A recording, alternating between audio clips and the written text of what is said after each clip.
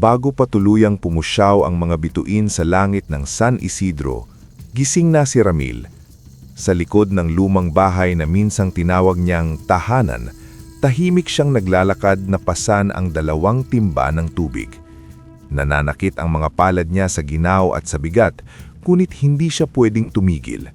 Sa bahay na iyon, ang kabagalan ay kasalanan, ang pagod ay kahinaan, at ang gutom ay bagay na hindi dapat ipagsabi ng isang tulad niya. Hoy! Bilisan mo! Sigaw ni Doña Elvira mula sa bintana. Baka gusto mo pang patanhaliin ang paglalaba. Napayuko si Ramil. Opo, Doña. Hindi na niya kailanman tinawag na inay ang babae. Noong bata pa siya, pilit niya iyong ginawa. Umaasang kahit paano'y magkakaroon siya ng lugar sa puso nito. Ngulit sa tuwing binibigkas niya ang salitang iyon, para lamang lumalamig ang mukha ni Doña Elvira na para bang pagkakamali ang mismong pag-iral niya. Pagpasok niya sa kusina, naamoy niya agad ang pritong bawang at bagong saing na kanin. Nasa hapag si Gerard, ang anak ni Doña Elvira, maaliwala sa mukha habang kumakain ng longganisa, itlog at sinanggag. Sa tabi nito ay may mainit na tsokolate. Sa isang sulok naman ng mesa ay may nakahandang prutas at tinapay. Walang nakalaan kay Ramil. Ramil, ani ni Gerard nang hindi man lang tumitingin ng direkto sa kanya.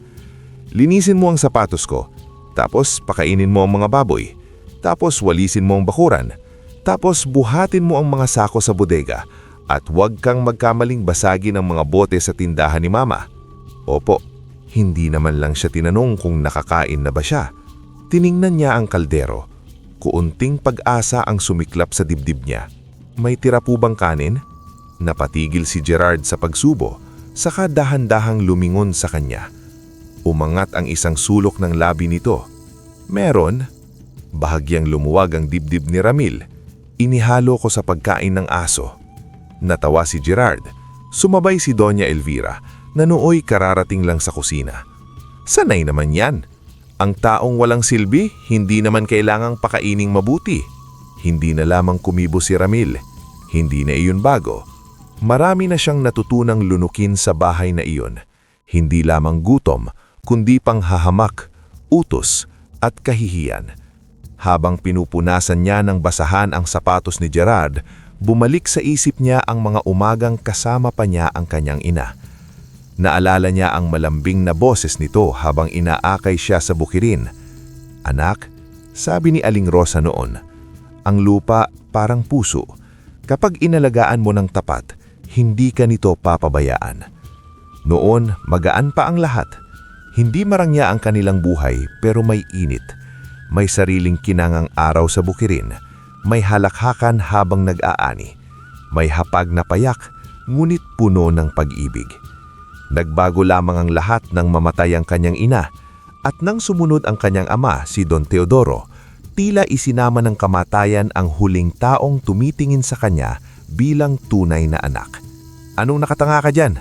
Matalas na sabi ni Doña Elvira. Gusto mo bang mawalan ng matutulugan mamayang gabi? Hindi po. Kung ganun, gumalaw ka. Maya-maya, habang naglilinis siya sa kulungan ng baboy, sumisingaw ang maasim na amoy sa ilong niya at sumasakit ang likod niya sa kakayuko. Sa di kalayuan, may ilang kapitbahay na napadaan at napatingin sa kanya. Ayan na naman yung anak ni Don Teodoro. Anak ba talaga? Parang utusan na lang. Sayang, kung buhay pa yung ama, hindi sana ganyan. Hindi na niya alam kung alin ang mas masakit, ang pang-aalipusta o ang awa. Ang pang-aalipusta ay may lantad na sugat. Ang awa naman ay tila asin na ibinubudbod sa hiwa. Pagsapit ng tanghali, pinagbuhat siya ni Gerard ng 4 na sako ng palay papunta sa bodega.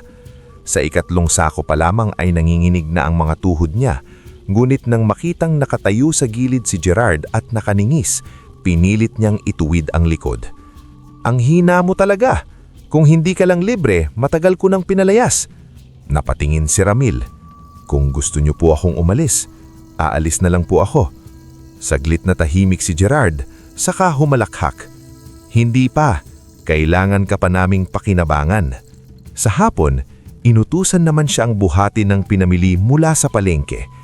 Sa pagdaan niya sa silangang bahagi ng lupain, natanwa niya ang lumang bukirin ng kanyang ina. Tuyot na, pinabayaan, at halos lamunin na ng talahib. Noon ay iyon ang pinakamasiglang bahagi ng lupa.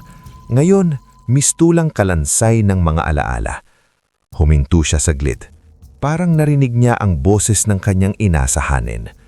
May mga bagay na nawawala lamang para bumalik sa tamang kamay. Humigpit ang hawak niya sa bayong. Pagbalik niya sa bahay, nadatnan niyang may mga bisita sina Doña Elvira at Gerard sa sala. Nang makita siyang putik lang putik ang laylayan at pawisan mula ulo hanggang paa, agad itong sumangot. "Bakit dito ka dadaan? Dumaan ka sa likod. Nakakahiya kang tignan." Hindi nakailag si Ramil nang marinig iyon ng isa sa mga bisita. "Sino siya?" tanong ng lalaki. Mabilis nang umiti si Doña Elmira. "Ay, wag niyo nang pansinin. Hamak na utusan lang yan dito." Parang may malamig na bakal na dahan-dahang bumaon sa dibdib ni Ramil. Hindi siya sumagot. Kinuha niya ang mga bayong at dumiretso sa kanyang silid. Isang maliit na bodega sa gilid ng bahay na puno lang alikabok, lumang gamit at sirang silya. Doon siya natutulog, sa manipis na banig na palaging malamig sa gabi. Nang gabing hiyon, ang hapunan niya ay kalahating kamuting kahoy at tubig.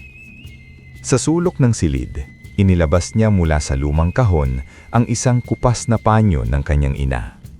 Ipinatong niya iyon sa dibdib niya at pumikit. "Nanay, hanggang kailan po ba ito?"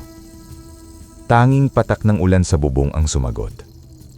Ngunit habang siya'y nakaupo sa katahimikan, may bahagyang liwanag na sumilay sa malayong bukirin sa silangan. Isang mumunting kislap na agad naglaho, na para bang may isang lihim na matagal nang natutulog ang tahimik na nagmulat ng mata sa kanyang pagdurusa. Kinabukasan, hindi sikat ng araw ang gumising kay Ramil, kundi ang malalakas na katok sa pintuan ng kanyang silid. "Lumabas ka!" sigaw ni Gerard. "Ngayon din!" Agad siyang bumangon. Hilong-hilo pa siya sa pagod at puyat nang buksan niya ang pinto. Bumungad sa kanya si Doña Elvira, nakapamaywang, at si Gerard na namumula ang mukha sa galit. Sa likod nila'y may 2 tauhan ng hasyenda na tila handang manghila anumang oras. "Ano pong nangyari?" tanong niya. Hindi sumagot ang Donya. Sa halip, itinaas nito ang isang maliit na kahong kahoy. "Kilala mo ba ito?" Hindi niya iyon nakikita kailanman. "Hindi po." Binuksan ni Gerard ang kahon. Sa loob ay may ilang lumang alahas, salaping nakatiklop, at isang rosaryong pilak. "Nakita ito sa ilalim ng higaan mo," sabi nito. Parang tumigil ang hangin sa paligid ni Ramil. "Hindi po akin yan," agad niyang sagot. "Hindi ko po alam kung paano napunta roon." "Sinungaling!" sigaw ni Donya sabay sampal sa kanya. Napaatras siya.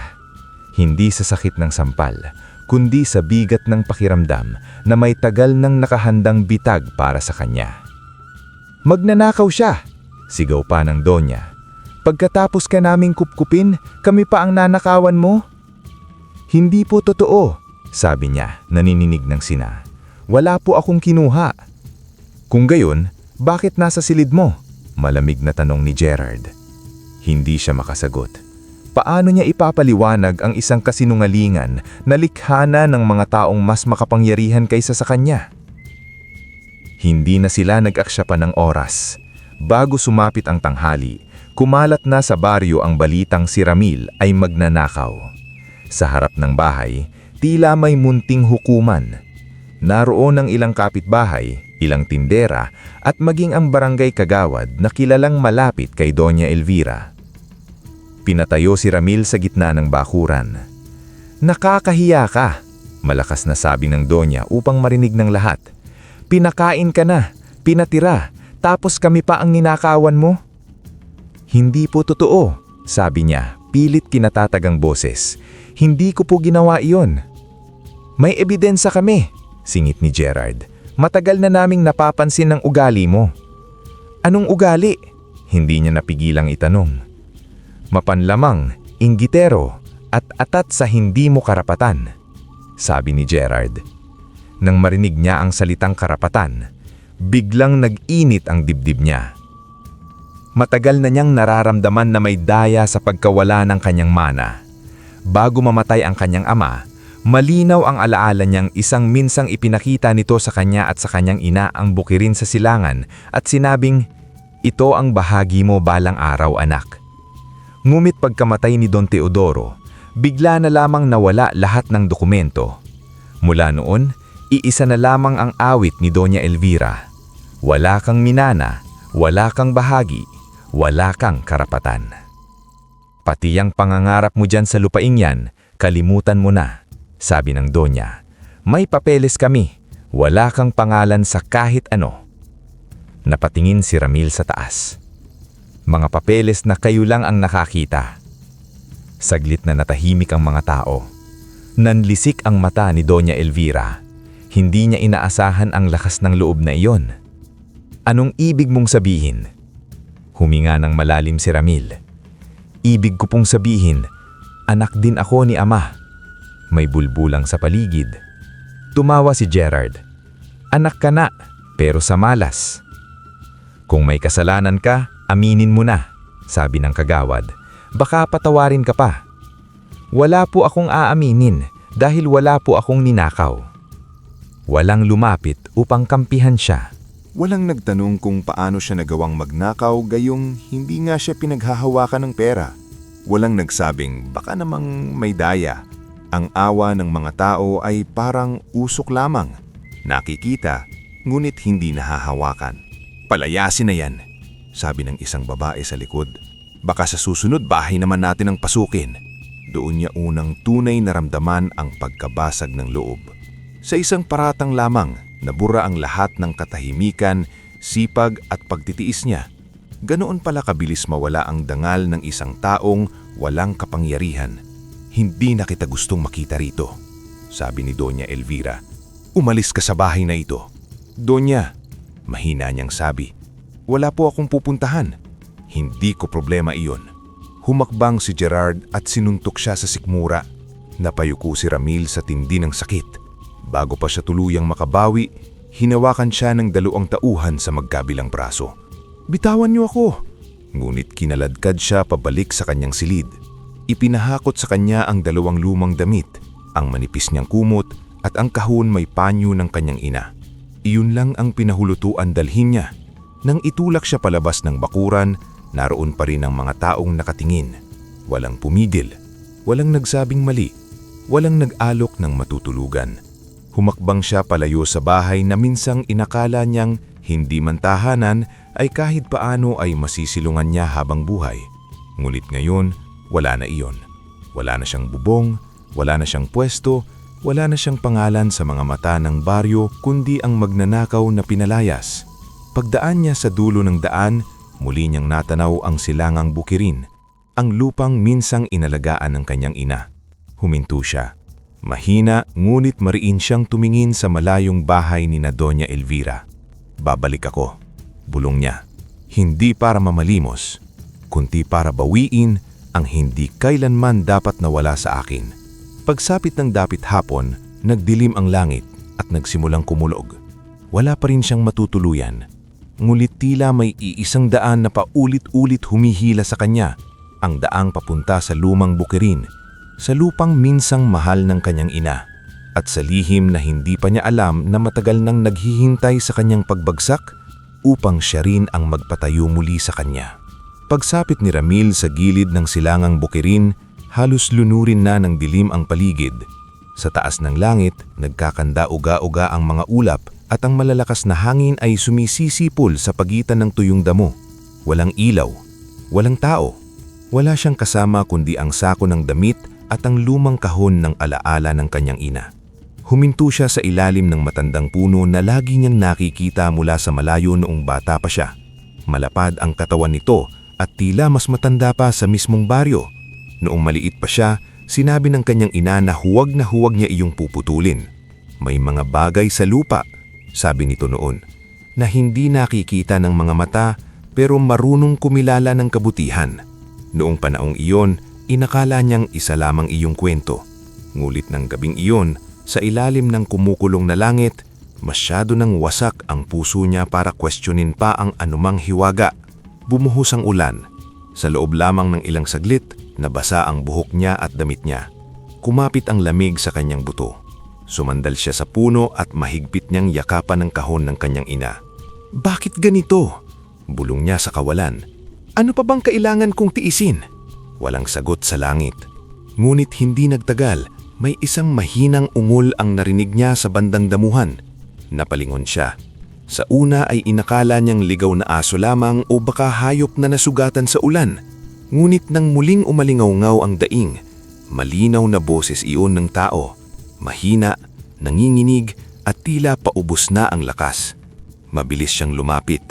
Sa gilid ng isang malaking bato ay may isang matandang kuba na nakahandusay sa putik. Payat ito, sugatan ng noo at basang-basa sa ulan. Kupas ang suot nitong damit at nanginginig ang mga kamay nito sa lamig. "Lolo," tawag ni Ramil. "Naririnig niyo po ba ako?" Dahan-dahang dumilat ang matanda. May kakaibang kislap ang mga mata nito kahit nanghihina ang anyo. "Tubig," bulong nito. Walang dalang tubig si Ramil, kaya mabilis niyang piniga ang bahaging pinakamalinis ng kanyang kamisa sa umaagos na ulan mula sa dahon ng bagang at ipinatak iyon sa mga labi ng matanda. "Pasensya na po, ito lang ang kaya ko." Tinitigan siya ng matanda. "Bakit mo ako tinutulungan?" Napatigil si Ramil. Sa daming tanong na inihagis sa kanya ng buhay, iyon ang pinakapayak at pinakamasakit sagutin. "Dahil kailangan niyo po ng tulong." Ikaw, mahinang tanong nito. Mukhang ikaw ang mas nangangailangan. Napangiti si Ramil nung mapakla. Sanay na po ako. Bahagyang natawa ang matanda, saka napaubo. Iyan ang madalas sabihin ng mga taong matagal nang nasasaktan. Hindi na siya sumagot. Sa halip, inalalaya niya ang matanda upang makatayo. Nakapagtatakang biglang gumaan ang katawan nito sa bawat hakbang, na parabang ang bigat nito ay wala sa laman kundi sa mga lihim na pasan. Sa di kalayuan, nakita niya ang lumang kubong dati raw pahingahan ng kanyang ina sa tanhaling tapat. Wasak na ang kalahati ng dingding, ngunit sapat para masilungan sila. Doon niya dinala ang matanda. Nagpagsikapan niyang makapagsindi ng maliit na apoy gamit ang ilang tuyong panggatong sa ilalim ng bangko. Nang may konti ng init, inilatag niya ang lumang sako upang mahigaan ang matanda. Mula sa kanyang dala, inilabas niya ang huli niyang piraso ng tinapay. "Ito po," sabi niya, "hatiin na lang natin." Hindi agad kinuha ng matanda ang tinapay. "Iyan na lang ang pagkain mo, mas kailangan niyo po." "Bakit ganyan ka?" tanong ng matanda. "Hindi ka ba galit sa mundo?"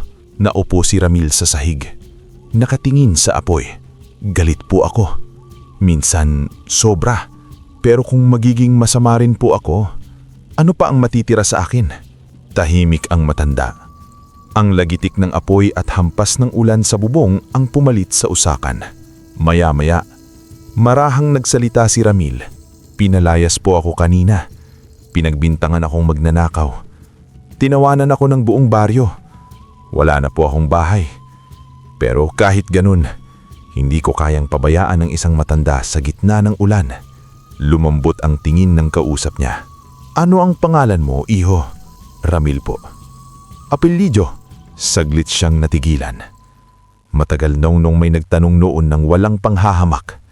"Villarreal po." Sa pagkarinig ng apelyido, may kakaibang pagbabago sa mukha ng matanda. Hindi gulat, hindi takot, kundi pagkilala. "Villarreal." Ulit nito. "Anak ka ni Rosa." Nanlaki ang mata ni Ramil. "Kilala niyo po ang nanay ko?" "Matagal na." Tumingin ang matanda sa apoy. Napakabuti niyang babae. Matapat. Marunong kumilala ng sagradong bagay. Sumikip ang lalamunan ni Ramil. "Sino po ba kayo?" Hindi agad sumagot ang matanda. Sa halip, hinati nito ang tinapay at ibinalik ang kalahati kay Ramil. "Kainin mo muna. Hindi ka makikinig ng maayos kung gutom ka." Matapos silang kumain, tumayo ang matanda. Ikinalaki ng mata ni Ramil ito sapagkat kanina lamang ay halos hindi ito makatayo. Lumapit ito sa may bukas na bahagi ng kubo at iniladlad ang palad sa ulang bumabagsak sa isang kisap mata. Humina ang hangin, bumagal ang ulan, at sa loob ng ilang sandali, tumigil ito. Napahawakan si Ramil sa lumang bangko. Ano ko kayo? Humarap sa kanya ang matanda. Sa liwanag ng apoy, tila nag-iba ang anyo nito. Mas malinaw ang mga mata. Mas tuwid ang tindig. At sa paligid nito, may maiinam na kumikislap na tuldok na parang alikabok na ginto. Ako si Iking. Ngunit hindi lamang iyan ang pangalan ko. Lumunok si Ramil. Tagapagbantay ako ng hiwaga ng lupaing ito at matagal ko nang hinihintay. Apo ni Rosa. Sa gabing iyon, sa gitna ng tahimik na bukiring kababagsak lamang ng ulan, napagtanto ni Ramil na ang landas na tinahak niya sa kawalan ay hindi simpleng paglayo sa kahihiyan. Iyon pala ang pagdadala sa kanya ng kapalaran sa unang pintuan ng lihim na matagal nang nakalaan para sa kanya. Matagal na nakatitig si Ramil kay Lolo Iking bago siya muling nakahanap ng boses.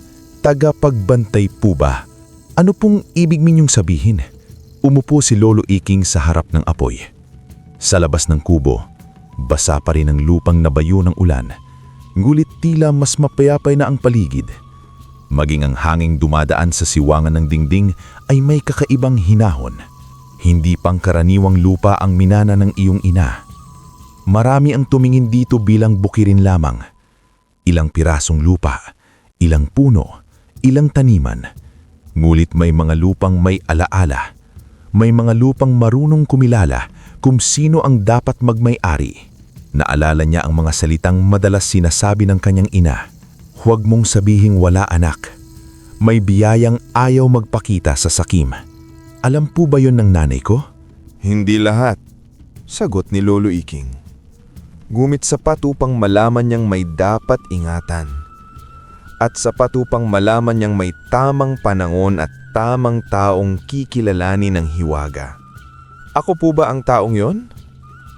Kung hindi, sa tingin mo ba'y hahayaan ka ng lupaing ito na makarating dito sa gabing itinapon ka ng mundo? Napayuko si Ramil. May galit at lungkot pa rin sa dibdib niya, ngunit may kung anong dahan-dahang umiinit sa ilalim niyon. Isang pakiramdam na baka hindi pa ganap na tapos ang kanyang kwento. Kung ako nga po ang hinahanap nyo, bakit hinayaan nyo po akong maghirap ng ganun? Bakit ninyo hinayaang apiin ako? Tumingin sa kanya si Lolo Iking. Hindi galit ang nasa mata nito, kundi matandang lungkot. Dahil may mga biyayang hindi pwedeng iabot sa pusong puno ng lason. Ang hiwaga, kapag napunta sa taong sakim o sa taong gustong gumanti ng marumi, nagiging sumpa. Matagal kitang pinagmamasdan, Ramil. Sinukat ang lupain mo ang puso mo sa bawat sugat. At kahit ilang ulit kang gitinulak sa dilim, hindi ka naging halimaw. Napabuntong hininga siya. Hindi naman po ibig sabihin nun, hindi ako nagalit. Ang galit ay sugat, sabi ng matanda. Ang mahalaga, hindi mo ito hinayaang maging pagkatao mo. Tumayo si Lolo Iking at lumapit sa isang lumang batong patungan sa sulok ng kubo. Ibinuka nito yon at inilantad ang isang maliit na hukay na tila matagal nang naroon, ngunit hindi pa kailanman napansin ni Ramil. Mula roon ay inilabas nito ang isang supot na tela. Dahan-dahan nitong binuksan ang supot. Sa loob ay isang anting na nakasabit sa hiblang tila hinabi sa pinong abaka at ginto. Bilog ang palawit, yari sa metal na hindi matiyak ni Ramil kung tanso ba o ginto, at sa gitna nito'y ukit na parang ugat ng puno, ilog at araw na pinagdurugtong ng iisang guhit. Napatitig siya rito. Sa unang sulya pa lamang ay parang may kumalabit na kung ano sa dibdib niya.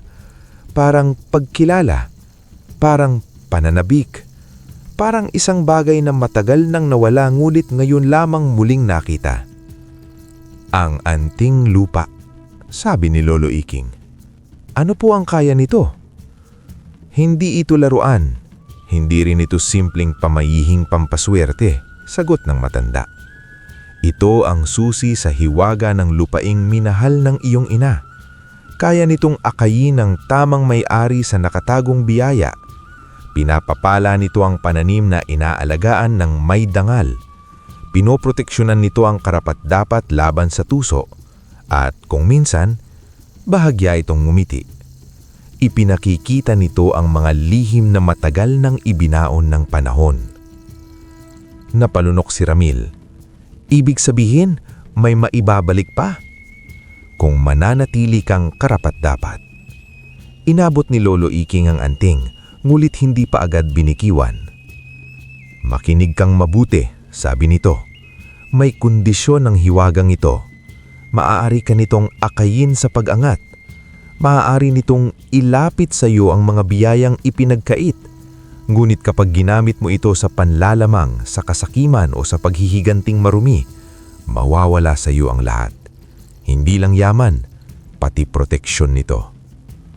Naalala ni Ramil ang bawat sugat ng nakaraan. Ang gutong, ang sampal, ang suntok, ang pagkakait ng mana, ang pagkaladrag sa kanya palabas ng bahay. Uminting ang panga niya. Paano kung gusto ko lang mabawi ang sa akin? Magkahalong tigas at kabaitan ng boses ni Lolo Iking nang sumagot ito. Magkaiba ang pagbawi at paghihiganti. Ang una ay may katarungan, ang pangalawa ay may lason. Mabagal na inabot ni Ramil ang kamay niya.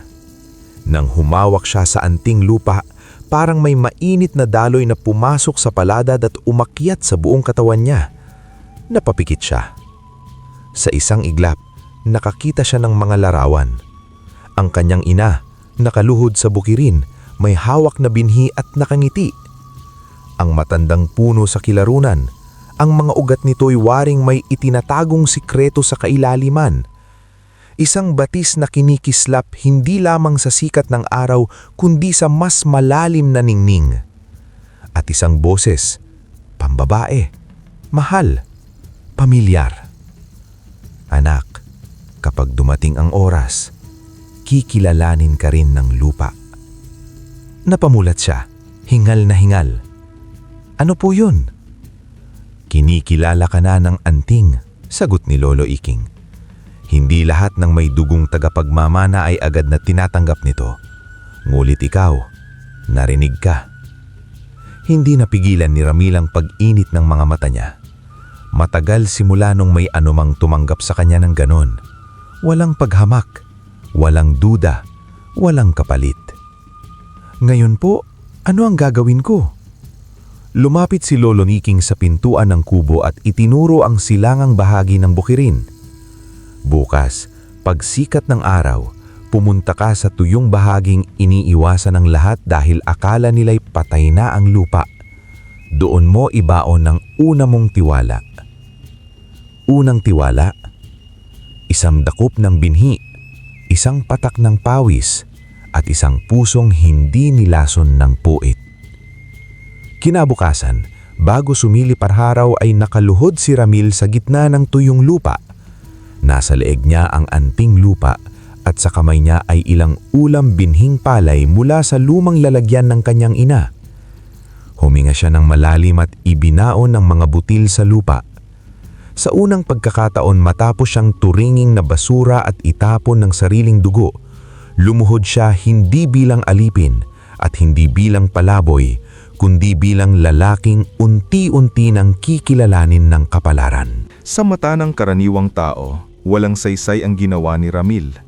Ang bahaging tinamnan niya ay tuyot, bitak-bitak at ilang taon ang pinabayaan. Kahit ang mga damo ay tila umiiwas doon. Ngulit habang nakaluhod siya sa lupa at nakalapat ang palad sa ibabaw nito, naramdaman niya ang mahinang tibok na para bang may pusong matagal na natutulog ang dahan-dahang nagigising. Kung totoo mang ito, bulong niya. Hindi ko hihilinging imaman agad, gusto ko lang magsimula. Buong maghapon siyang naglinis sa paligid ng kubo at sa bahaging tinamnan niya. Gumamit siya ng kalawanging asarol at lumang itak na nakita niya sa kubo. Nasugat ang palad niya. Nanakit ang likod niya. Ngunit kakaiba ang pagod na iyon. Hindi iyon pagod na ipinapataw sa kanya ng iba. Iyon ay pagod na pinili niya para sa sarili niyang kinabukasan. Bandang tanghali, dumating si Lolo Iking na waring hindi na kailangang tanungin kung ano ang kanyang ginagawa. "Hindi ka tumigil," sabi nito. "Sayang po ang araw." "Maganda." Inilapag nito ang isang maliit na supot. "May dagdag na binhi rito at may isa ka pang dapat gawin." "Ano po yun?" "Pagkaraan ng 3 araw, pumunta ka sa batis sa dulo ng bukirin. Huwag mong sasabihin sa kahit sino." Hindi na siya nagtanong. Sa nakita at naramdaman niya kagabi, sapat na ang dahilan upang magtiwala. Lumipas ang unang araw, wala pang himala. Lumipas ang ikalawang araw, ganoon pa rin ang lupa sa tingin. Ngulit nang sumikat ang araw sa ikatlong umaga at nagtungo siya sa bahaging tinamnan niya, napatigil siya sa hakbang. May mga usbong. Hindi isa, hindi dalawa, kundi halos pantay-pantay na lunti ang tuldok na sumibol mula sa tuyong lupa na para bang may lihim na kamay na marhang nagtulak sa bawat binhi pa itaas. Napasinghap siya at napaluhod. Hindi maaari. Hinaplos niya ang isang usbong. Sariwa, buhay, malusog ang kapit sa lupa. Sa mga sumunod na araw, mas lalo pang bumilis ang pagtubo. Ang bahaging dating pinandidirihan at iniiwasan ng lahat ay tila naging pinakamasiglang bahagi ng bukirin. Ngulit hindi pa iyon ang pinakamadakilang biyayang natuklasan niya. Pagsapit ng ikatlong araw, nagtungo siya sa batis gaya ng bilin ni Lolo Iking. Mababaw lamang iyon at napapaligiran ng damong ligaw. Noong bata pa siya, minsan na siyang naglaro roon, ngulit hindi na niya iyong muling lamipatin matapos mamatay ang kanyang ina. Lumuhod siya sa gilid at hinugasan ang mga kamay. Biglang uminit ang anting lupa sa kanyang dibdib. Napaatras siya. Muli iyong uminit, saka tila humila sa kanya pahilaga sa gilid ng batis. Dahan-dahan siyang sumunod hanggang mapansin niyang isang bahaging kumikislap sa ilalim ng araw. Noong unay, inakala niyang ordinaryong buhangin lamang iyon. Ngunit nang magsalok siya at banlawan sa tubig, nanlaki ang mga mata niya. May halong pinong butil ng ginto. Hindi marami, hindi sapat para yumaman agad, ngunit sapat upang patunayan na totoo ang hiwaga. Naupo siya sa gilid ng batis, hindi makapaniwala. Naalala niya ang sinabi ni Lolo Iking. Hindi ito nagbibigay ng kayamanan ng walang sipag. Doon niya naisip ang susunod niyang hakbang. Hindi niya ito ilalantad, hindi niya ito ipagmamalaki. Dahan-dahan niya itong iipunin at gagamitin sa maayos na paraan para sa binhi, kasangguan, pagkain at munting puhunan. Sa sumunod na linggo, nagtungo siya sa palengke sa bayan, dala ang ilang unang ani ng kanyang maliit na taniman at ang kaunting pinong binto na lihim niyang ipinapalit sa isang mangangakal na hindi mausisa. Hindi nagbago ang kanyang suot, kupas pa rin ang damit niya, tahimik pa rin siya. Ngulit sa unang pagkakataon matapos ang mahabang panahon, may sarili siyang salaping galing sa sipag at biyaya, hindi sa awa. Sa palengke rin niya unang lubusang nakilala si Lina. Nangyari iyon nang may batang biglang sumulpot at mabangga ang dala niyang bayong. Gumulong ang ilang kalabasa at kamatis sa putik. "Ay kuya, pasensya na," sigaw ng bata bago tumakbo palayo. Napabuntong hininga siya at yumuko para puludin ang mga nalaglag. Ngulit bago pa niya maabot ang isang kalabasa sa ilalim ng kariton, may isang kamay nang nagkumuha nito. "Sa inyo po ba ito?" Nang angat niya ang tingin, isang dalagang payakman ang namit ngunit may maamong mukha ang nakita. Nakapusod ang buhok nito at may pagod sa mga mata, ngunit kakaiba ang gaan ng ngiti niya. "Oo," sabi niya. Iniabot nito ang kalabasa at tumulong pang pulutin ang iba. "Mukhang bagong aning gulay, ang gaganda." "Kaunti lang po." Konti man, halatang inalagaan. Ngumiti ito. "Ako nga pala si Lina." "Ramil, binibenta mo ba yan?" "Opo." "Dapat lang. Sa ganda pa lang parang mabibili agad." Hindi niya alam kung bakit. Ngunit sa simpleng tinig nito, tila nabawasan ang bigat sa dibdib niya. Walang pangungutya, walang awa na nakakababa ng dangal. Simpleng kabaitan lamang. "Salamat," sabi niya. "Walang anuman." Tinitigan siya ni Lina. "Mukha kang puyat. Kumain ka na ba?" Hindi siya agad nakasagot. Matagal na simula nang may magtanong niyon ng may tunay na malasakit. Bago pa siya makapagsalita, may iniabot na si Lina sa kanyang maliit na balot. "Suman lang yan. Huwag mong tanggihan. Sobra sa baon ko." "Hindi na po. Kunwari na lang bayad sa pagtulong mo sa pagbubuhat minsan, kahit hindi mo pa naman talaga ako natutulungan." Natatawa nitong sabi. Napangiti ng bahagya si Ramil. Tinanggap niya ang suman, at habang pinagmamasdan niya si Lina na bumabalik sa pwesto nito, may munting liwanag na sumiklap sa loob niya. Isang liwanag na hindi galing sa anting o sa lupa, kundi sa simpleng pakiramdam na baka sa gitna ng panibagong pag-angat, may isang taong daraking na titingin sa kanya hindi bilang api, palaboy o magnanakaw, kundi bilang isang tao. Hindi sumabog ng biglaan ang pag-angat ni Ramil. Hindi niya ginamit ang unang kita sa ginto upang bumili ng mamahaling damit o magpakitang gilas sa bayan. Sa halip, bumili siya ng mas matibay na kasangkapan, bagong binhi, ilang inahing manok at mga gamit para mapatatag ang kanyang kubo. Ang natira ay maingat niyang itinago sa lumang baol sa ilalim ng sahig, nakabalot sa tela at hindi ipinagsasabi kanino man. Kung may isang bagay na itinuro sa kanya ng gutom at paghamak, iyon ay ang kahalagahan ng mabagal ngunit matibay na pagbuo. Sa mga sumunod na linggo, lalong naging malinaw sa kanya ang hiwaga ng anting lupa. Kapag siya ang nag-aaro, lumalambot ang lupa dating parang bato. Kapag siya ang nagtatanim, mabilis at pantay ang pagtubo ng binhi. At kapag may masamang layurin ng isang taong lumalapit, para bang may kakaibang babalasang nararamdaman sa dibdib. Minsan, isang lasing na lalaki ang nagtangkang magnakaw ng manok sa gabi. Ngunit bago pa man ito makarating sa kulungan, 3 beses itong nadulas sa putik at tumakbo habang isinusumpang para raw may kamay na humihila sa kanyang paa. Nang ikwento iyon ni Ramil kay Lolo Iking kinabukasan, ngumiti lamang ang matanda. "Hindi lahat ng proteksyon ay kailangang nakikita," sabi nito. Habang lumalawak ang taniman, mas madalas na rin ang pagpunta ni Ramil sa palengke. Hindi nagbago ang kanyang anyo, payak pa rin ang damit, kupas pa rin ang sombrero, at tahimik pa rin ang kilos. Ngunit ang mga dala niyang ani ay unti-unti nakikilala. Mas matamis ang kamatis, mas sariwa ang pechay, mas matibay ang talong. Marami ang nagtatanong kung anong pataba ang gamit niya. "Maayos lang siguro ang lupa," sagot niya palagi. At palaging natatawa si Lina sa sagot na iyon. Unti-unti, naging bahagi na ng buhay niya ang dalaga. Sa tuwing araw ng palengke, tila hinahanap na ng mga mata niya ang pwesto nito sa hanay ng mga minatamis at nilagang saging. Kapag nauuna si Lina, may iniiwan itong maliit na balot ng pagkain sa sulok ng pwesto niya. Kapag nahuhuli naman ito, kusa siyang tumutulong mag-ayos ng bilao at basket.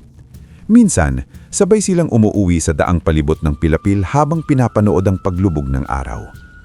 "Hindi ka na ganoon kapayat," sabi ni Lina minsang magkasabay silang naglalakad.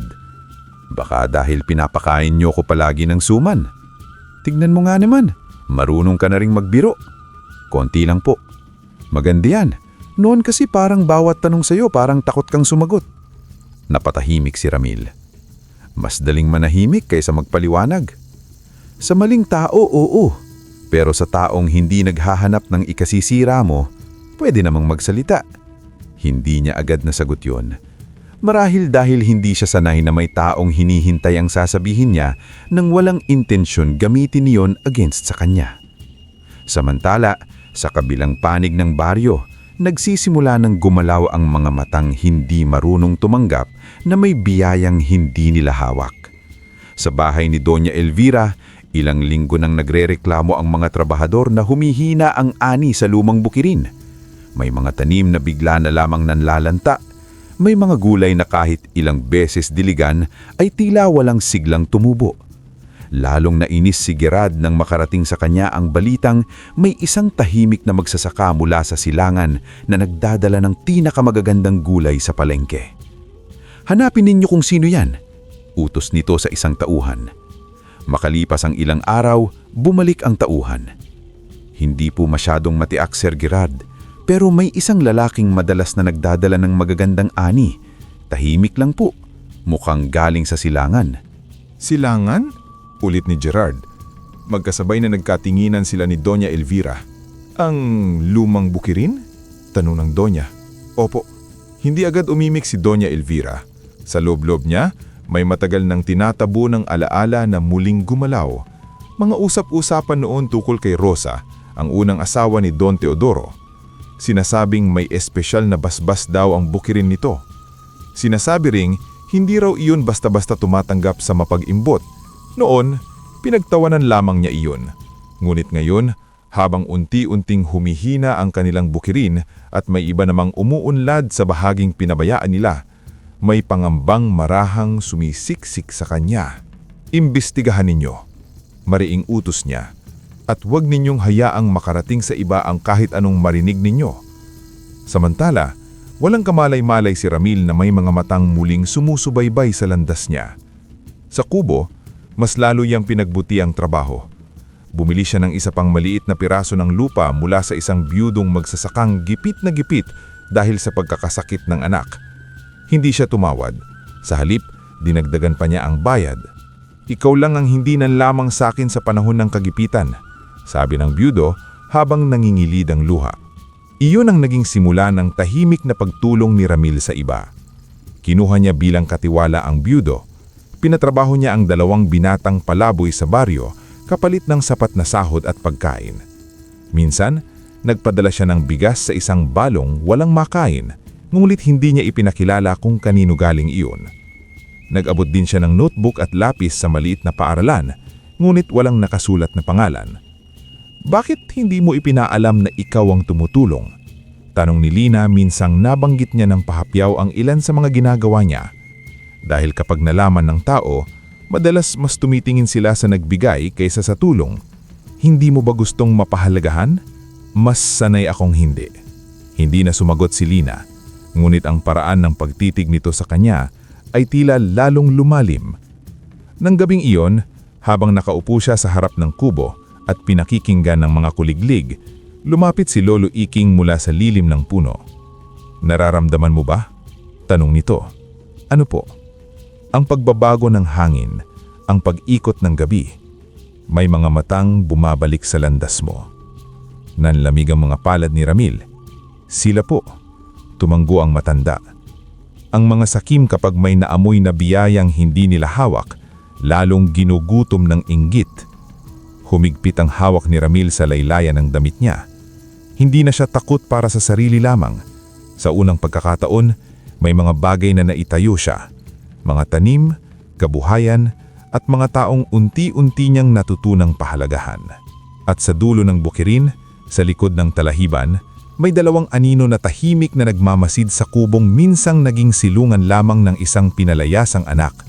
Ngayon ay tahanan na ng hiwaga, sipag, at kapalarang gusto ng muling kamkamin ng mga taong unang nagtulak sa kanya sa kawalan. Hindi lumapit ang mga nagmamasid ng gabing iyon. Marahil ay dahil sa biglang pag-ihip ng malamig na hangin na nagpatindig sa balahibo nila. Marahil ay dahil sa hindi maipaliwanag na takot na sumisiksik sa dibdib nila habang palapit sa lupain ni Ramil. Kinabukasan, bakas lamang ng mga paa sa putikan ang natupunan niya sa gilid ng talahiban.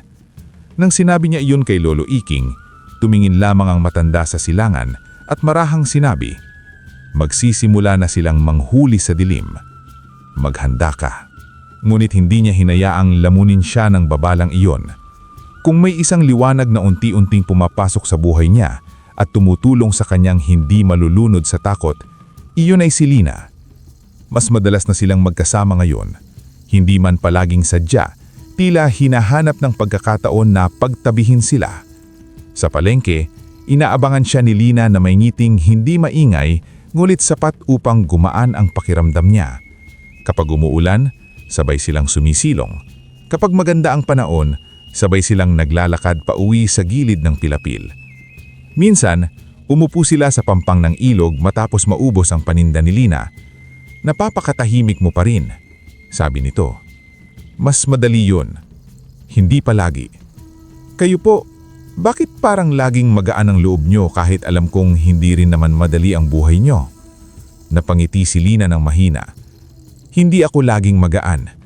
Marunong lang akong hindi ibigay sa mundo ang kasiyahang makita akong lubos na gumuho. Sandaling natahimik si Ramil. Nung namatay ang tatay ko, maraming nagsabing kawawa raw kami, na hindi raw makakapag-aral ang mga kapatid ko, na baka kailangan na akong mag-asawa agad para may magtaguyod sa amin. Iniling ito. Ininis na parang ang dali nilang idikta ang kapalaran ng iba. Anong ginawa mo? Hindi ko sila pinaniwalaan. Napatingin siya rito. Ganon din ang gawin mo. Dagdag nito. Huwag mong paniwalaan ang mga taong minsang nagsabing hanggang doon ka lang. Mahina siyang napabuntong hininga. Bakit parang naniniwala kayo sa akin? Hindi agad sumagot si Lina. Tila inipon muna nito ang tamang salita. Dahil may mga taong kahit hindi magsalita ng buo, ramdam mong hindi marumi ang puso. Sa palengke, araw-araw akong may nakakasalamuha. Marunong na akong kumilala kung sino ang mabait dahil mabait at kung sino ang mabait dahil may gustong mapala.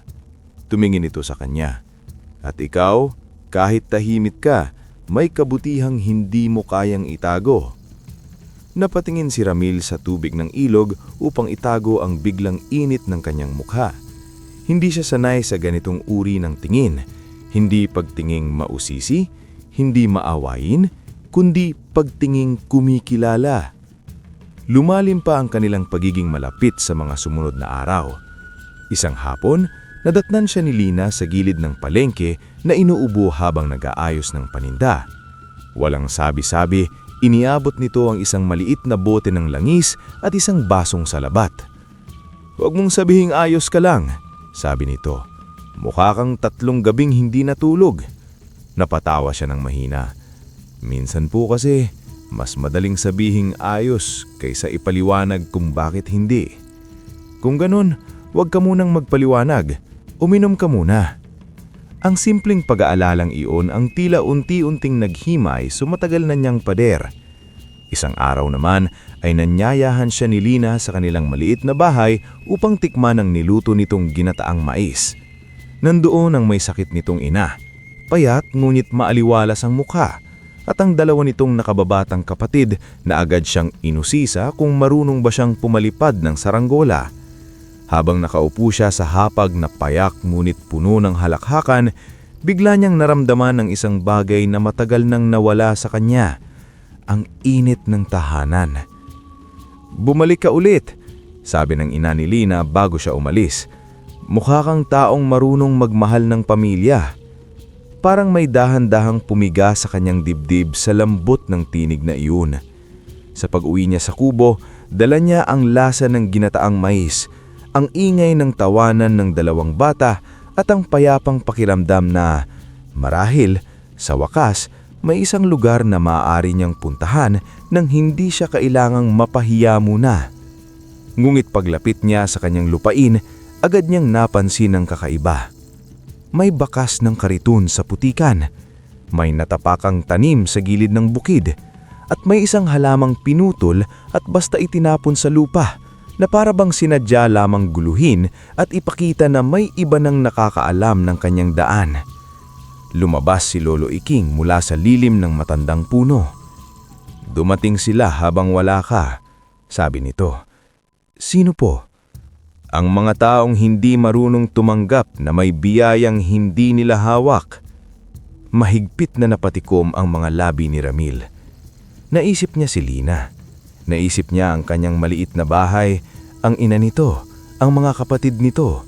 At sa unang pagkakataon, malinaw sa kanya na mas mapanganib na mayon ang anumang darating. Hindi dahil mahina siya, kundi dahil mayroon ng mga taong pwedeng saktan ang mga kaaway niya upang siyang muling durugin. Hindi natagal matapos ang panghihimasok sa kanyang taniman, dumating ang mga pakunwaring ngiti. Sa susunod na araw ng palengke, habang inaayos niya ang ilang bungkus ng pechay sa pwesto niya, may aninong huminto sa harap niya.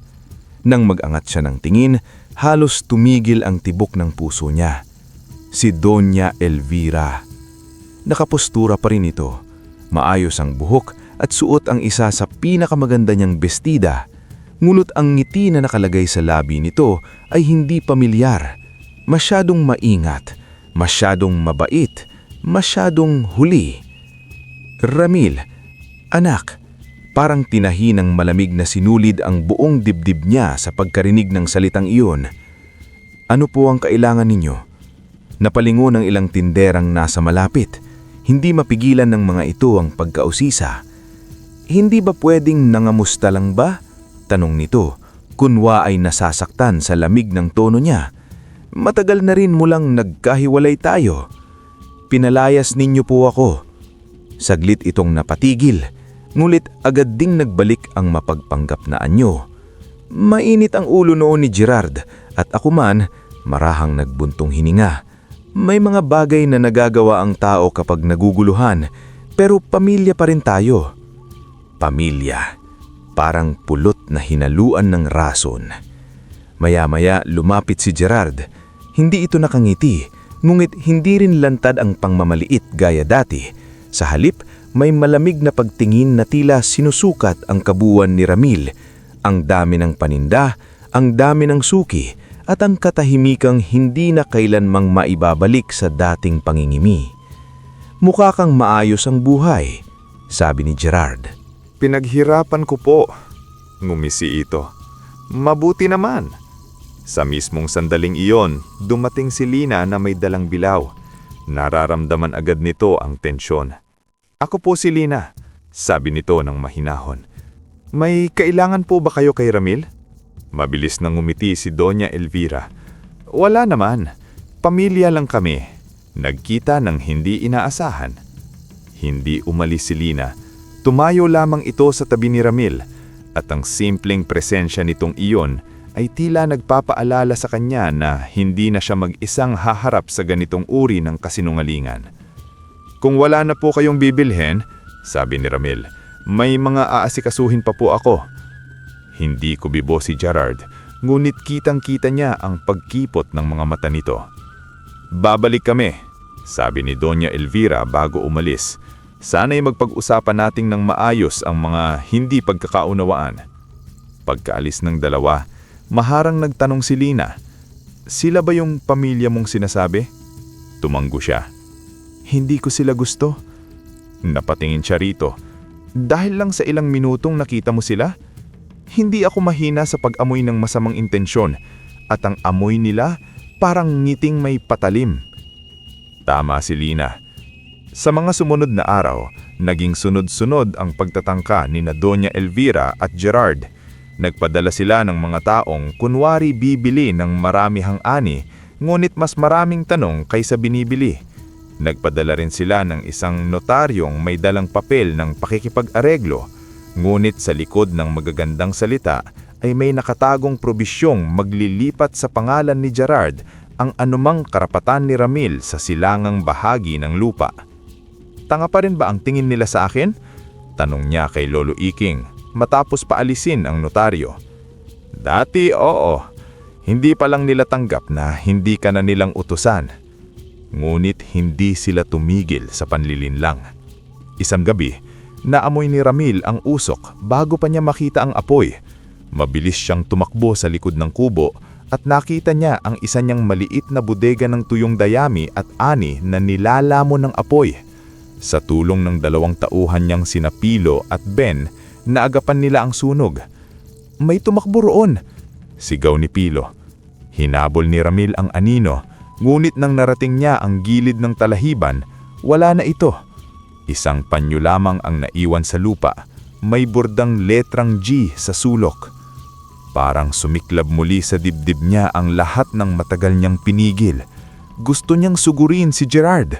Gusto niyang kaladkarin ito sa harap ng lahat at ibalik ang kahiyaan.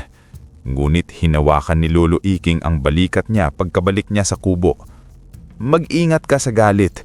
Iyan ang gusto nilang gisingin sa'yo. Paano po ako lalaban? Nanginginig ang tinig niya. Hahayaan ko na lang ba? Hindi. Lalaban ka. Pero hindi sa paraang ikaw ang magiging marumi. Mas masakit ang sumunod. Isang hapon, nadatnan ni Ramil si Lina sa likod ng pwesto niya sa palengke, namumutla at may pasa sa pulsuan. Anong nangyari? Agad niyang tanong. Umiling si Lina. Ngungit nangingilid ang luha sa mga mata nito. May dalawang lalaki. Kunwari bibili. Tapos tinanong ako tungkol sa'yo. Saan ka raw nakatira? Gaano tayo kalapit? Nang sabihin kong wala akong sasabihin, nihablot nila ang bayong ko at sinabing mas mabuting lumayo ako sa'yo kung ayaw kong madamay. Parang may pumutok na galit sa loob ni Ramil. Sino sila? Hindi ko kilala, pero alam ko kung kaninong mga tao sila. Mabilis siyang tumalikod at humakbang palabas ng palengke, nanginginig sa puwit. Ngunit hinabol siya ni Lina at hinawakan sa bisik. "Huwag!" sabi nito. "Sinaktan ka nila. At iyon ang gusto nila, ang magpadalos-dalos ka." Hinihinal siya. "Hindi ko kayang palampasin." Tinitigan siya ni Lina ng diretsyo. "Ipaglaban mo ang tama, pero huwag mong ibibigay sa kanila ang pagkafataong sabihin nilang ikaw ang halimaw." Tumama iyon ng husto sa kanya.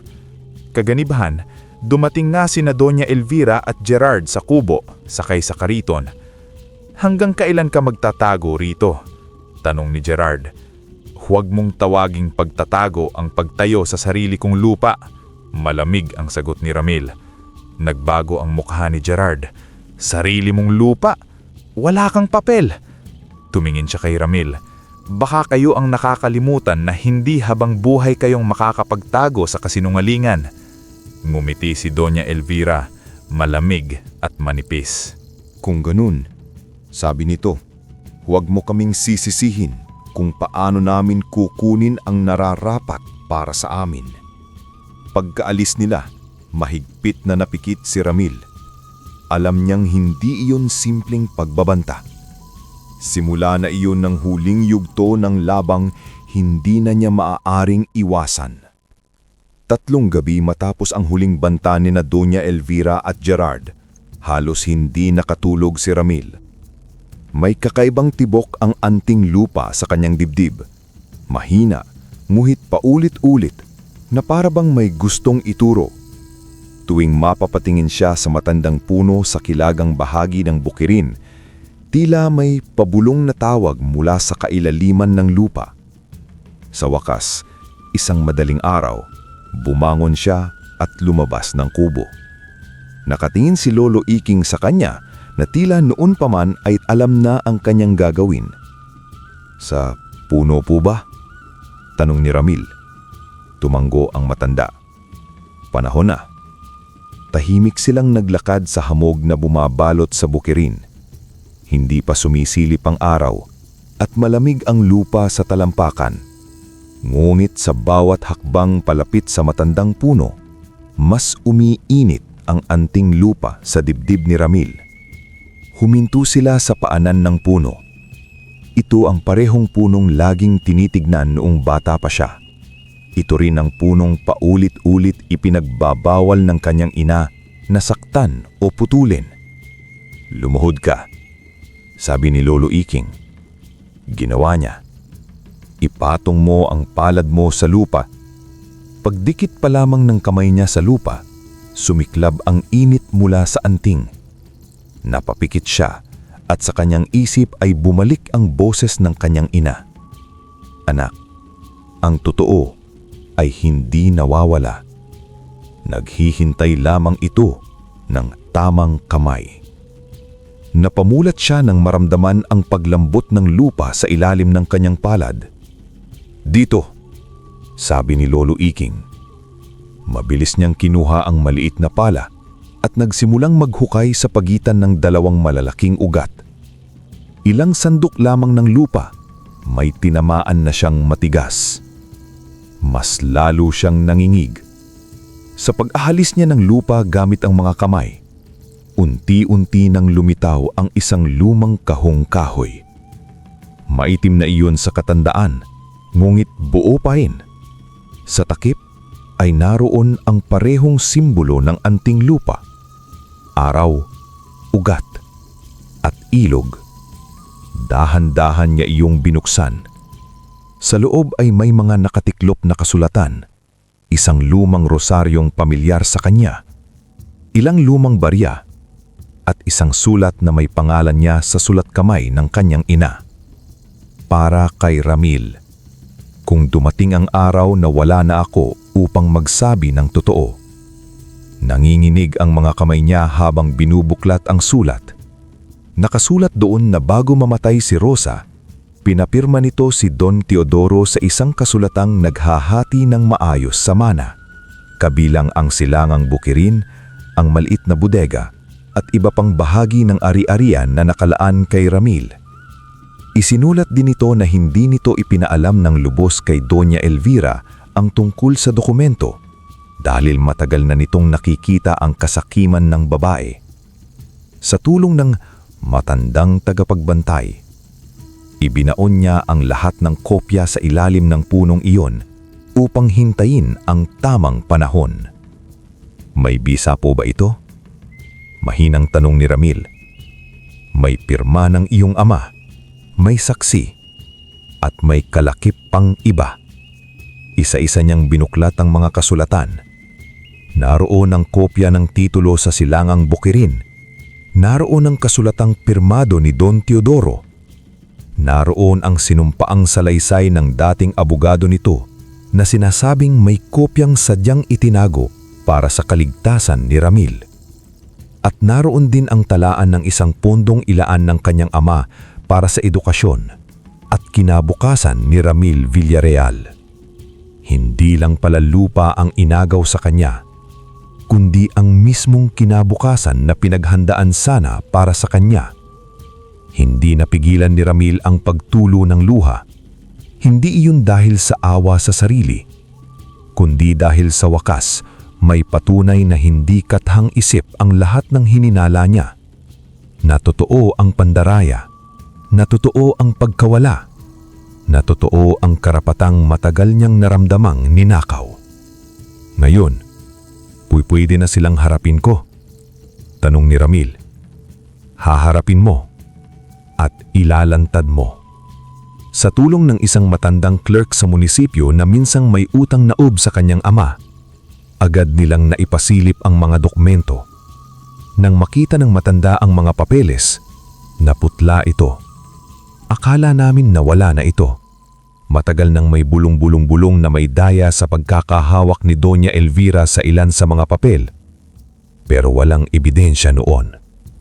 Sa loob lamang ng ilang araw, kumalat sa baryo ang balita na may lumitaw na dokumentong may kinalaman sa mana ni Don Teodoro. Ang mga taong dating tumingin sa kanya bilang magnanakaw ay ngayon nagbubulong-bulong-bulong sa kalsada, sa palengke, sa tindahan, at sa kapilya. Umabot ang balita sa mga tainga ni na Doña Elvira at Gerard. Nagpadala agad silang mensahe na nais siyang kausapin ng pribado. Hindi siya pumayag. Sa harap ng lahat, sabi niya.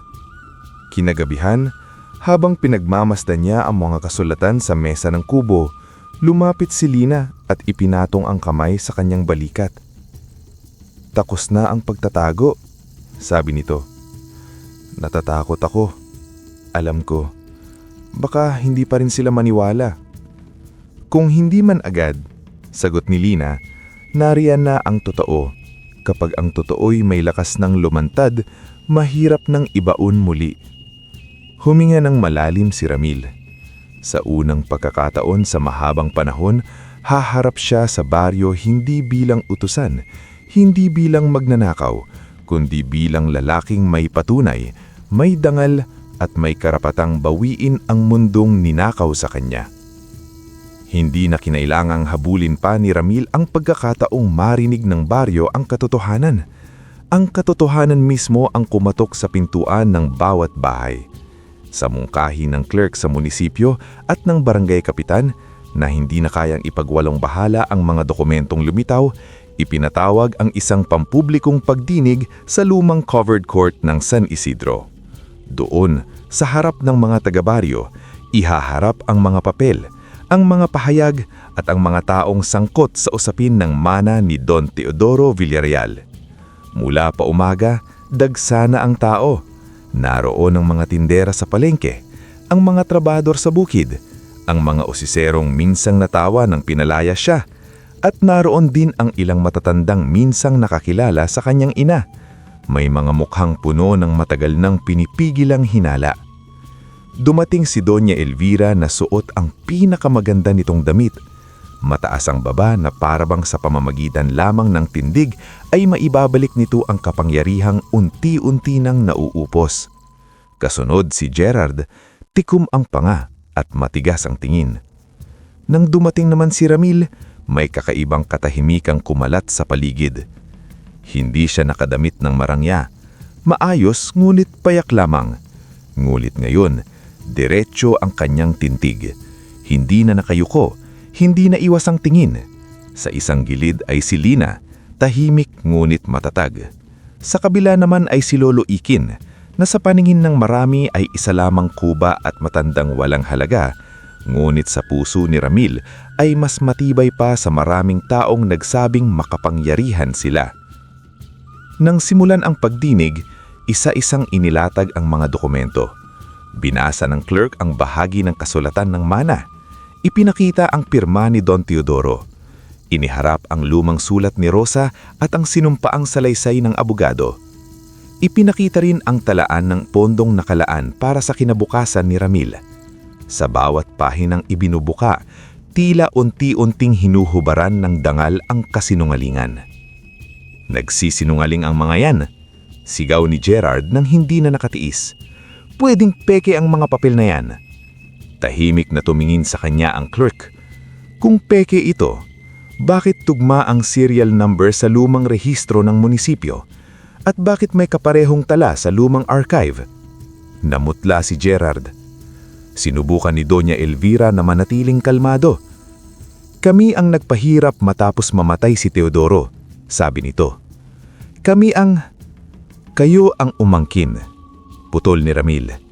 Hindi malakas ang boses niya, ngunit sapat ang tatag niyon upang manahimik ang buong covered court. Dahan-dahan siyang tumayo. Maraming taon niyo kong pinaniwalang wala akong karapatan. Pinakain ng tira, pinatulog sa sulok. Ginawa niyong utusan sa bahay na pinaghirapan din ng aking ama at ina. Huminga siya ng malalim. At nang hindi pa iyon sapat, tinawag niyo kong magnanakaw. Pinalayas niyo ko sa harap ng buong baryo. Natahimik ang lahat. Tiningin niya ang mga taong minsang nanood lamang. Ang iba ay umiwas ng tingin. Ang iba ay halatang inuusig ang konsensya. Huwag niyo pong isipin na nagsasalita ako ngayon para kaawaan ako. Hindi na ako yung batang naghihintay ng awa. Nandito ako para itama ang matagal ng mali. Tumayo mula sa likod ang isang matandang babae na minsang kapitbahay ng kanyang ina. Naaalala ko si Rosa. Lagi niyang sinasabing may bahaging iiiwan para sa anak niya. Hindi ko lang inakalang hahantong sa ganito. Napahagulbil siya. Sunod-sunod ang bulbulang. Si Ramil nga ang tunay na tagapagmana. Diyos ko, pinahiya pa natin siya noon. Unti-unting nawalan ng lakas ang tanggulan ina Doña Elvira at Gerard, hindi sa lakas ng sigaw, kundi sa bigat ng katotohanan. Ngunit hindi pa rin sumusuko si Gerard. Kahit pa may ilang lupang maibalik ka, hindi ibig sabihin yan. Ang usapan dito, mariing sabi ng clerk, ay ang mga illegal ninyong inangkin at may sapat ng batayan para sa kasong pandaraya at maling pagdeklara. Doon tuluyang nabitawan ni Doña Elvira ang huling bakas ng pakunwaring dangal. "Hindi mo kami sisirain!" sigaw nito kay Ramil. "Kung wala kami, pulubi ka pa rin sana hanggang ngayon!" Napasinghap ang mga tao. Tinignan lamang niya ang babaeng matagal na naghari sa takot ng kanyang kabataan. "Hindi po kayo ang dahilan kung bakit ako nabuhay. Kayo po ang dahilan kung bakit ako nasaktan. wari na biyak ang himpapawid sa katahimikang sumunod. Sa huli, formal na kinilala sa harap ng barangay at kinatawan ng munisipyo ang legal na karapatan ni Ramil sa silangang bukirin sa maliit na bodega sa ilang bahagi ng ari-arian ng kanyang ama at sa pondo na nakalaan para sa kanyang kinabukasan. Ang kaso ni na Doña Elvira at Gerard ay ipinasa sa kinauukulan. Ngunit higit sa mga papel at hatol, may mas mahalagang nabawi si Ramil noong araw na iyon. Nabawi niya ang kanyang pangalan. Makalipas ang mga linggo, mabilis na nagbago ang takbo ng baryo. Hindi gumanti si Ramil ng marahas. Hindi niya sila ipinagtabuyan sa gutom tulad ng ginawa nila sa kanya. Ngunit hindi na rin niyang hinayaan muling tapakan siya. Inayos niya ang mga papeles, binawi ang nararapat, pinalawak ang bukirin, at ang kayamanang dahan-dahang dumarating sa tulong ng sipag, hiwaga at matalinong pamamahala ay hindi niya ikinulong sa sarili.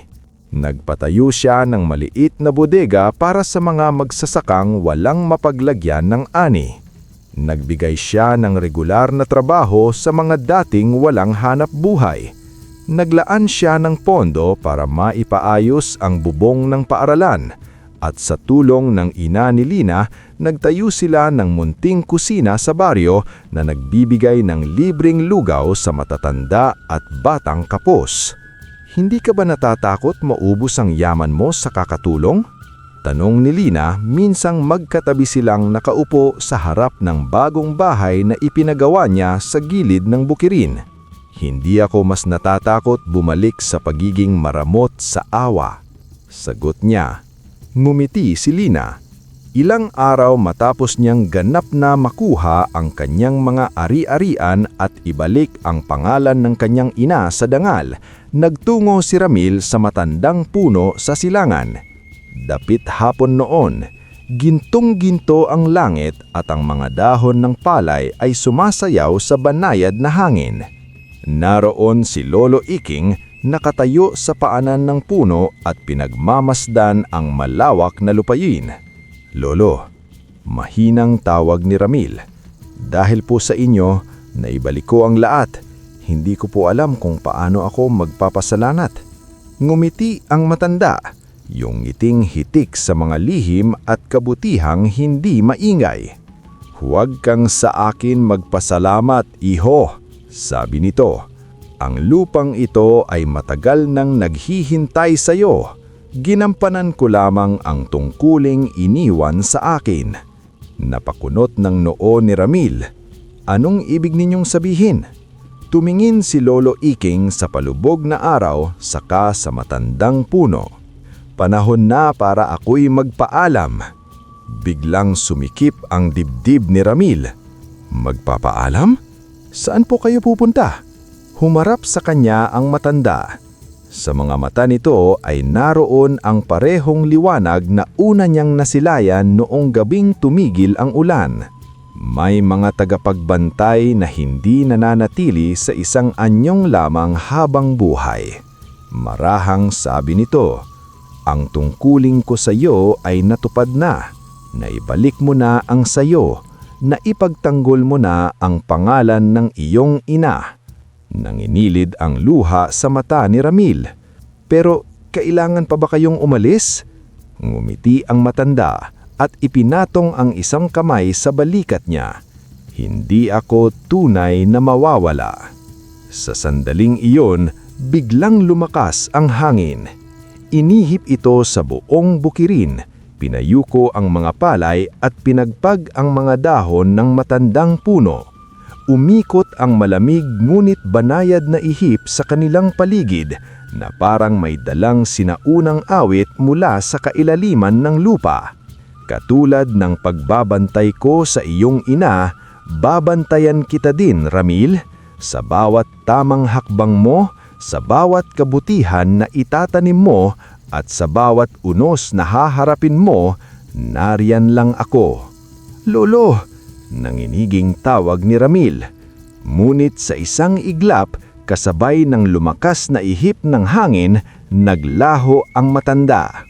Wala nang naiwan sa kanyang harapan kundi ang marahang pag-indayog ng mga palay, ang munting kislap ng liwanag sa paligid ng puno at ang kakaibang init sa kanyang dibdib. Tila ba may lumang pangakong hindi natapos kundi nanatiling buhay. Tumulo ang luha ni Ramil. Ngunit hindi iyon luha ng pangungulila lamang. Iyon ay luha ng pasasalamat. Dahil alam niyang kahit wala na sa kanyang paningin si Lolo Iking, hindi na siya kailanman tunay na mag-iisa.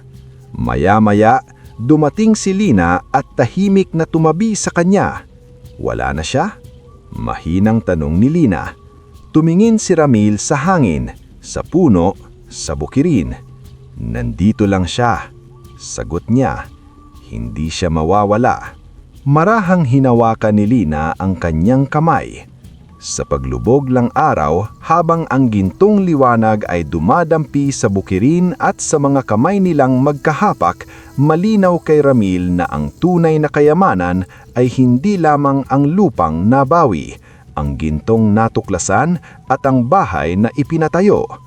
Ang tunay na kayamanan ay ang dangal na naibalik, ang kabutihang hindi niya ipinagpalit sa galit, at ang pag-asang muli niyang naipamana sa baryong minsang tumingin sa kanya bilang wala. At sa piling ng alaala ng kanyang hina, ng di nakikitang pagbabantay ni Lolo Iking at ng pag-ibig ng babaeng hindi nasilaw sa yaman, ang dating duha na itinuring na basura ay nakatayo na ngayon bilang tunay na tagapagmana. Hindi lamang ng kayamanan, kundi ng kabutihang pinili niyang hindi ipaubay sa dilim.